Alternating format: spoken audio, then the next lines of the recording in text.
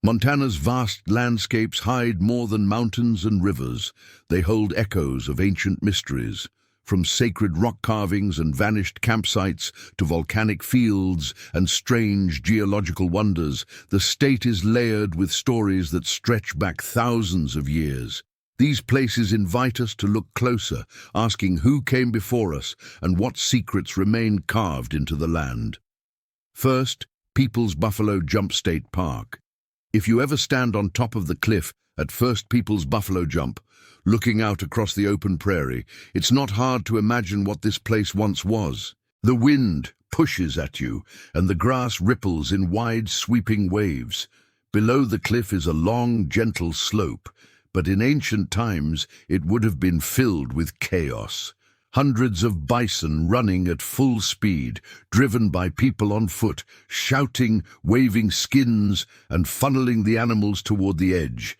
Then the ground would thunder, and a cloud of dust would rise as the bison tumbled over, their massive bodies crashing into the earth below. It is both awe-inspiring and sobering to picture. For thousands of years, native people came to this cliff to hunt. Long before horses, before guns, before Europeans had ever set foot on this land, tribes of the plains had learned to work together with incredible precision. The buffalo or American bison was their lifeline.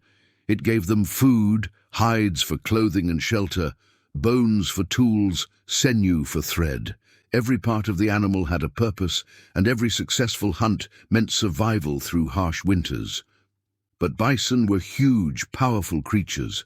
Hunting them one by one was dangerous and often impossible. The buffalo jump was the solution.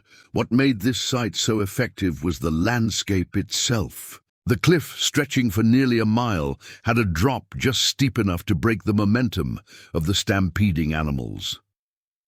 Along the top of the prairie were carefully laid drive lines, rows of stone cairns stretching out like funnels. Hunters would disguise themselves as wolves or other animals and slowly push the herd toward the lines. Others hid in the tall grass, waiting to wave hides or shout at the right moment, keeping the herd tightly packed. When the animals realized too late that they were trapped, they would surge forward together, momentum carrying them over the cliff. Below, more hunters waited to finish the task quickly and respectfully. Archaeologists have dug into the soil at the base of this cliff and found bone layers more than 10 ft deep.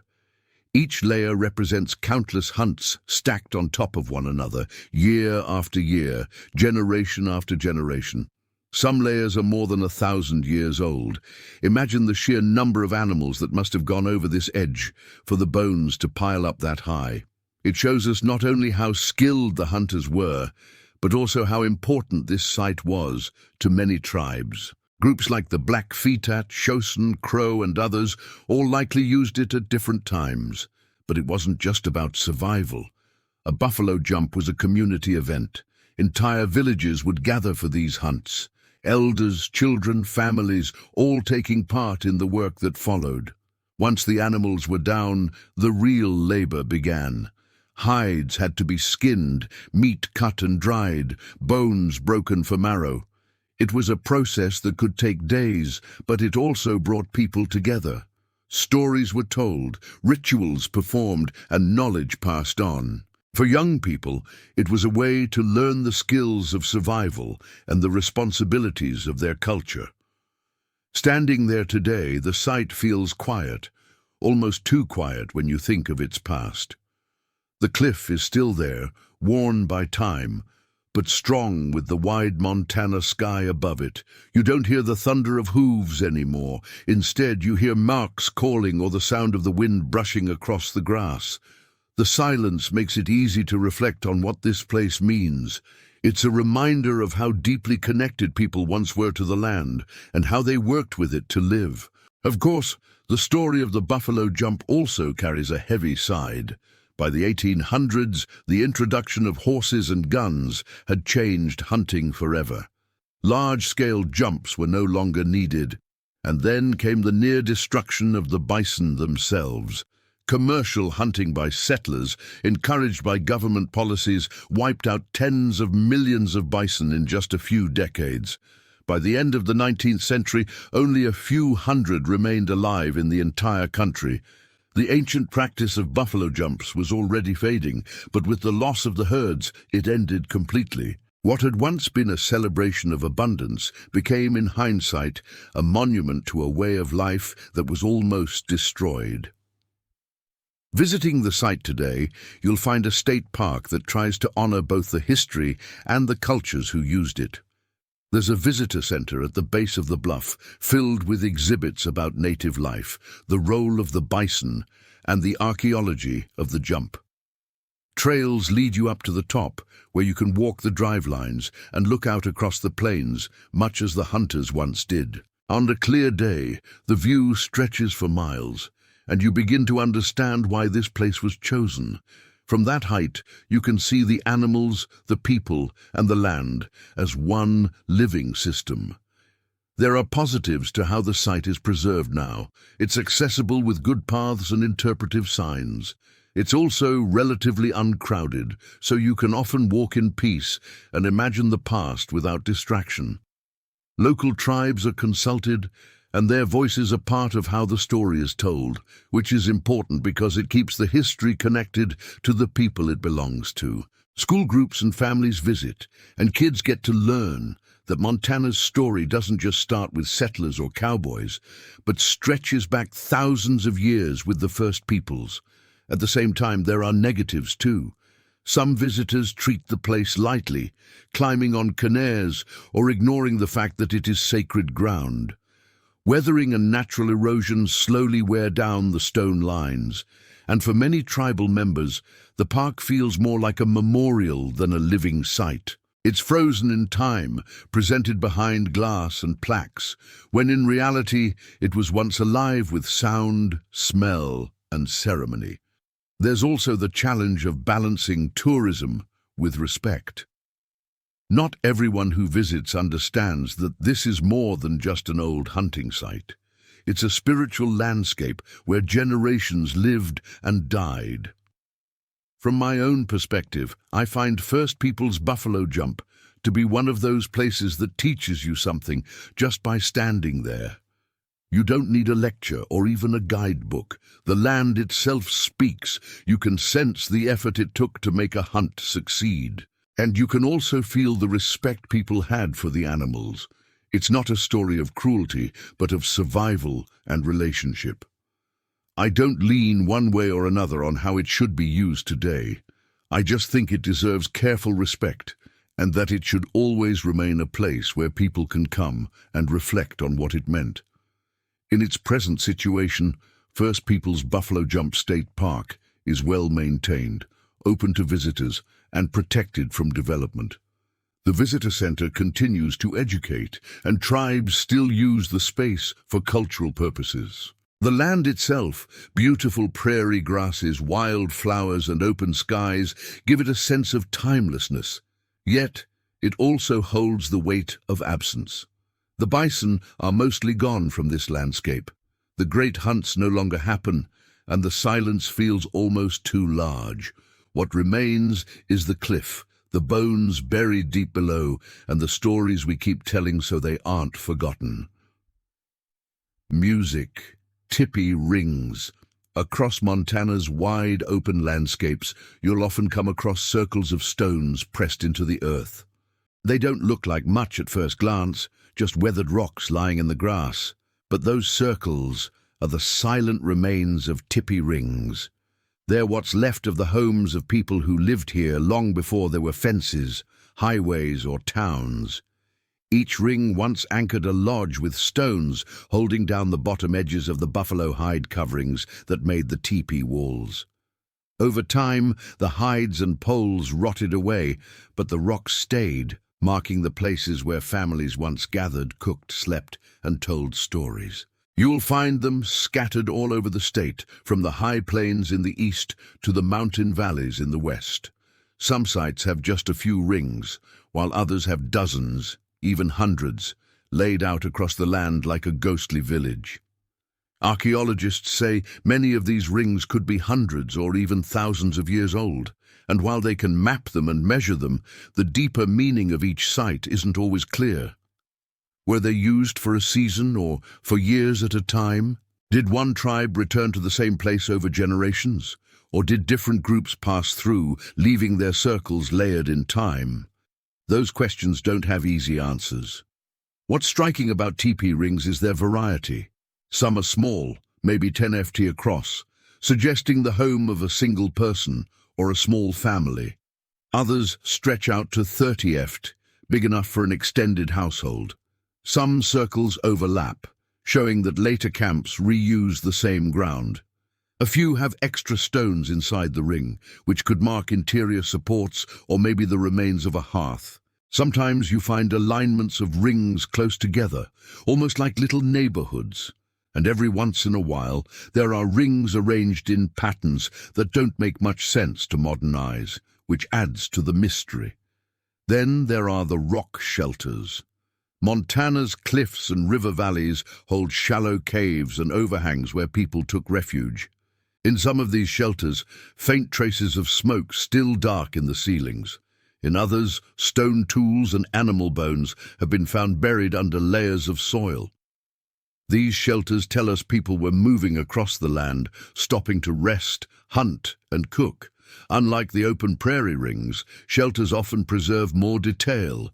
Sometimes you find pictographs or petroglyphs on the walls, red ochre drawings of animals, figures, or symbols whose exact meanings have been lost, but clearly held power. These were not just campsites, but places where daily life and spiritual life blended together. Campsites, too, are scattered everywhere, along rivers, near springs, in mountain passes. You can almost trace the old travel routes of people by where the camps remain. Often these sites contain flakes of stone from tool-making, broken points or fire pits. To walk into one of these places today is to step into a kind of invisible footprint. You might see nothing more than a patch of disturbed soil or a scatter of rocks. But if you stop and think, you realize you're standing exactly where someone once sat, sharpening a knife, teaching a child, or watching the fire. What makes all of this mysterious isn't that we don't know what the stones were for. It's that we can't know the personal stories behind them. Each ring belonged to someone. Each camp had its own laughter, its own troubles, its own quiet nights under the stars. And yet those lives have faded, leaving behind only the stones, which don't tell us who they were, what they dreamed of, or what conversations filled the air. For archaeologists, that mystery drives curiosity. For visitors, it often sparks imagination. Today, many of these sites are unmarked. You can stumble across them while hiking, especially in less developed areas. In some places, like state parks or historic preserves, they're protected and explained with signs. At others, they sit exposed, vulnerable to erosion, grazing cattle, or careless visitors who move the stones without realizing what they are. That's one of the biggest challenges. Most tipi rings don't look dramatic, so people don't always see their importance. To someone who doesn't know, it might just look like a random pile of rocks. The positive side is that Montana has so many of these sites that they create a living map of how people once moved and lived. They remind us that the land has always been busy with human presence, even in places that seem remote now. They're also valuable teaching tools. School groups and visitors can see them firsthand, which helps connect modern people to a much older timeline. For native tribes today, they're more than artifacts. They're the physical memories of their ancestors, proof that their people lived, thrived, and preyed on this land for countless generations. But the negatives are real. Many sites are being lost to farming, development, or even well-meaning recreation. Off-road vehicles can destroy fragile ground. Erosion from floods or heavy grazing can scatter the stones, and sometimes people simply take the rocks as souvenirs, breaking apart a circle that stood for centuries in just a few careless minutes. It's not always done out of malice, but the effect is the same. The story is erased. From my own perspective, I find tipi rings and shelters haunting in a quiet way. They don't shout their history the way a huge monument or cliff painting does. Instead, they whisper. They make you slow down, look closer, and imagine. I don't think of them as ruins, but as signposts left behind. They don't tell the whole story, but they tell enough to remind us we are walking in the footsteps of people who live deeply connected to this land. Whether or not they should be widely publicized is a tough question. On one hand, sharing them helps people learn and respect. On the other, too much attention risks damaging them. My neutral feeling is that they should be protected first and shared carefully second. As for the present situation, these sites exist in many states of preservation. Some are cared for by parks and museums with signs, fences, and paths to guide visitors. Others remain scattered on ranch land, known only to a few. In remote areas, many survive untouched, simply because few people ever go there. There are efforts by tribal groups and archaeologists to document and record as many as possible before they're lost. Still, every year, more disappear quietly to weather, ploughing, or construction. The stones that do remain continue to rest on the grass or under the shelter of cliffs, enduring in their simple, quiet way. They're still here, waiting for us to notice them and think about the lives that once circled around them. Pictograph Cave State Park. If you drive just a short distance outside Billings, you'll find a place where the walls themselves seem to carry memories. Pictograph Cave State Park is not a huge site. You won't find towering ruins or giant stone monuments. But what you do find are caves with drawings made by human hands thousands of years ago. Stepping into those caves, the air is cooler, the light softer, and your eyes are pulled toward the faint red and black images that cling to the stone. They aren't just pictures, they're messages across time, fragments of thought from people who stood there long before us. The caves are shallow openings in the sandstone cliffs. There are 3 in total: pictograph, middle, and ghost caves, and each of them has a history layered in soot, ash, and pigment. Archaeologists have found artifacts here that stretch back more than 2,000 years. Stone tools, arrowheads, fragments of pottery, even the bones of animals that were hunted and cooked. This tells us the caves weren't just used once and forgotten. They were shelters, campsites, and places of gathering for generation after generation. But the drawings are what make the place truly mysterious. Some of them are faded almost beyond recognition, weathered by centuries of wind and rain. Others are clearer. The outline of a human figure, shapes that look like bison or birds, geometric forms that could be maps, calendars, or symbols of power. In total, archaeologists have recorded more than 100 individual pictographs. Some are layered on top of others, meaning later visitors added to or altered the messages left before them. When you look at them, your mind naturally tries to make sense of what you're seeing. Is that a hunter with a bow? A shaman with outstretched arms? Is that a turtle or a shield? The truth is, we don't know for sure. The people who made these drawings left no written explanations. The meanings would have been passed orally through stories told within the tribe. Without those voices, the images remain open to interpretation. Some researchers suggest they recorded successful hunts. Others think they were ceremonial, part of rituals to call on spirits or to prepare for journeys. Some may have simply been a way of marking that a group had been there, like a carved name on a tree. That mystery is what makes the cave so powerful. They force you to accept that the past isn't always something we can fully decode. We can measure the pigments and carbon date the artifacts, but we can't step into the exact mindset of the people who crouched here with red ochre in hand, pressing their stories into stone. One of the most striking things about Pictograph Cave is how ordinary it must have felt to the people who used it. To them, this wasn't a museum or a park. It was part of their world. Maybe it was a place to rest after following the bison herds. Maybe it was a shelter during a storm. Children would have played here. Fires would have burned and people would have laughed, argued, or sung beneath these very walls. In that sense, the cave drawings are less about mystery and more about continuity. They show us that people were living, thinking, and expressing themselves here, just as we do today. Walking through the park now, you follow a trail that loops up to the caves. The path winds through grass and scrub, with interpretive signs to guide you. As you climb, you notice how the caves face out across a broad valley with a view that must have been useful for spotting herds or watching for approaching groups. When you reach the caves, there are railings to protect the fragile drawings, but you can still stand close enough to see the figures. You lean in, tracing the lines with your eyes, knowing that every stroke was laid down by someone who lived in a world utterly different from ours. There are positives to how the site is managed today. It's easily accessible, only a short drive from the city, which makes it a great place for school groups and families.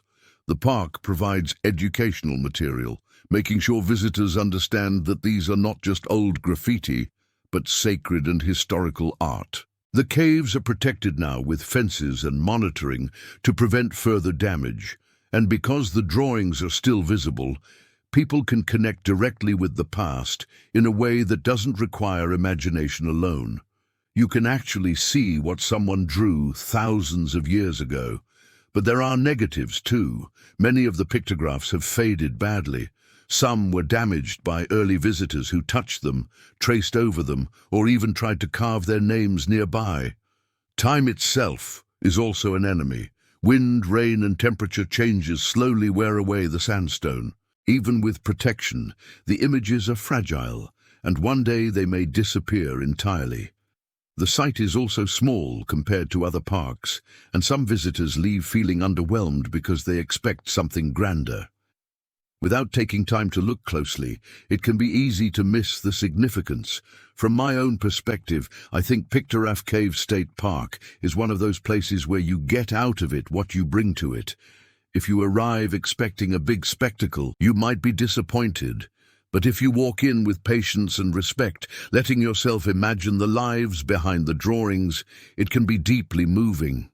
I don't see the pictographs as puzzles we need to solve, but as voices we should listen to. They don't tell us everything, and that's okay. Their value lies in reminding us that people were here long before us, leaving behind not just tools and bones, but thoughts and symbols.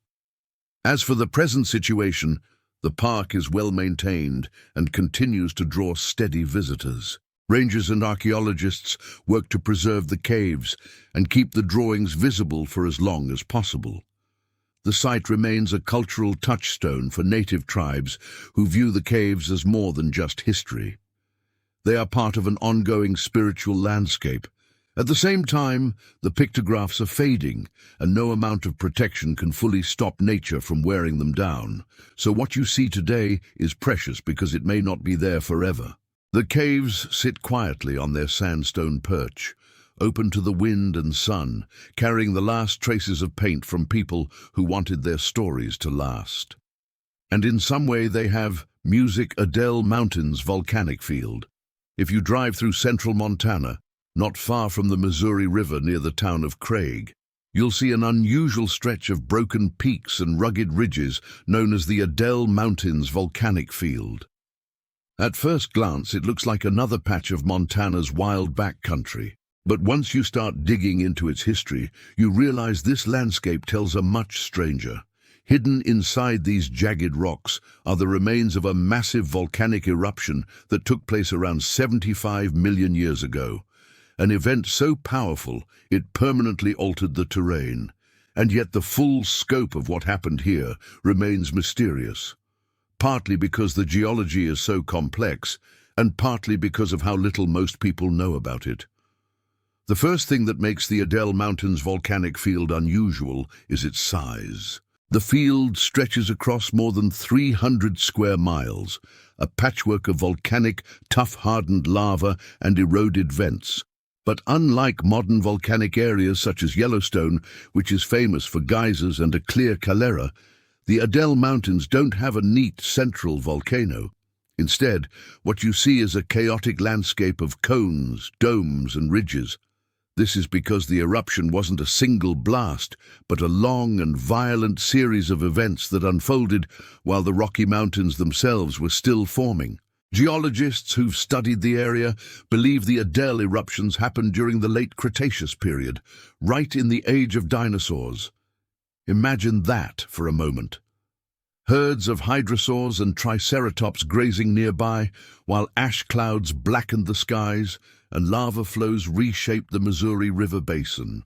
The volcanic field would have been an apocalyptic sight, with pyrolastic flows rushing down valleys and miles of forest turned to ash. Some researchers even think the eruptions may have influenced dinosaur populations in the region, forcing them to migrate or adapt to the drastically altered environment. But what's tricky about the Adel Mountains is how little direct evidence survives in a clean form. The eruptions weren't like Mount St. Helens, which blew its top in 1980 and left a clear scar. Instead, this was a volcanic complex buried and eroded over millions of years. What remains are thick layers of welded tough volcanic ash fused into rock, plus dikes and plugs where magma once forced its way up through cracks. When you hike through the area, you see cliffs of reddish yellow and black stone that look almost melted. It's as if the land itself was frozen in the middle of a firestorm. Local legend has also grown up around the mountains. Ranchers who settled in the Missouri River country in the 1800s noticed how different the landscape looked from the surrounding plains. The rock seemed scorched, twisted, and unnatural compared to the smoother limestone bluffs nearby. Some native traditions, though harder to trace directly, speak of mountains created by fire spirits or cataclysmic battles in the underworld, which seems like a natural way to explain such a scarred and fiery terrain. For indigenous people living in the area, these jagged ridges may have been seen as sacred, reminders of the Earth's power to destroy and to create. From a scientific perspective, the mysteries continue. The biggest question is why this volcanic field exists where it does. Montana isn't known today for active volcanoes, and the Adel Mountains aren't part of the same hotspot system that fuels Yellowstone. Instead, they appear tied to an ancient subduction zone, where one tectonic plate slid under another during the time when the Rockies were being pushed upward. But the chemistry of the rocks suggests something more complicated. Some of the lavas have unusual mineral signatures, hinting at processes geologists don't fully understand. Were they the product of a shallow magma chamber, or did they come from deeper in the earth? The debate continues, and the Adel Mountains are often cited as an example of how much we still don't know about North America as ancient volcanic history. There are also practical mysteries. The volcanic tuff here is rich in rare minerals, and there's evidence that both native people and early settlers used the stone for tools and building. Some archaeologists think volcanic glass from the Adel area may have been traded across the northern plains. If that's true, then these eruptions, catastrophic as they were, also created resources that shaped human culture thousands of years later.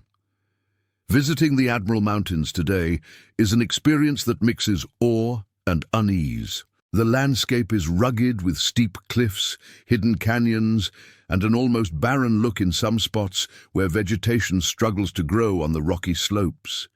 In the early morning, when shadows stretch across the ridges, the place feels otherworldly, like you've stepped into a land scarred by ancient gods. At the same time, wildlife thrives here. You might spot bighorn sheep clinging to the rocks or golden eagles soaring overhead. The Missouri River runs nearby, winding through the canyonlands, a reminder that even in the wake of ancient fire, life always returns. And yet, despite its significance, the Adel Mountains volcanic field doesn't draw the same attention as Yellowstone or Glacier. Few tourists know it even exists, and most who pass through are more interested in fishing the river or hunting in the hills. That makes it a hidden mystery in plain sight, a massive prehistoric event that shaped Montana, but is rarely discussed outside of geology circles. Some researchers even worry that without more awareness, the site's importance could be overlooked or disrupted by development. Standing on one of the ridgelines, it's easy to imagine the moment of eruption. Ash billowing thousands of feet into the air, rivers of lava cutting new paths, dinosaurs fleeing in panic as the skies darkened. The silence of the landscape today makes that contrast even more haunting. What you see are scars, but what you feel is absence. The absence of fire, of life, of sound. Just wind moving over stone, carrying the weight of a forgotten catastrophe. The mystery of the Adel Mountains is less about whether the eruptions happened, they clearly did, and more about what exactly they meant. Did they influence the extinction patterns of local dinosaurs? Did they shape the course of the Missouri River as we know it? Did they leave behind resources that helped human cultures thrive? Each of these questions connects the past to the present in ways that still aren't fully understood. Today, geologists continue to chip away at the puzzle, analyzing rock samples and piecing together timelines. But for the average visitor, the magic of the Adel Mountains lies in the experience itself. This isn't a polished national park with interpretive signs and crowds. It's raw, rugged land where you can still sense the violence that created it. And that's the heart of the mystery. How something so ancient and destructive can remain so quiet, so hidden, and yet so powerful to those who take the time to notice. In the end, the Adel Mountains volcanic field is both a scientific riddle and a spiritual reminder. It shows us that Montana's mysteries aren't just about lost mines or strange creatures.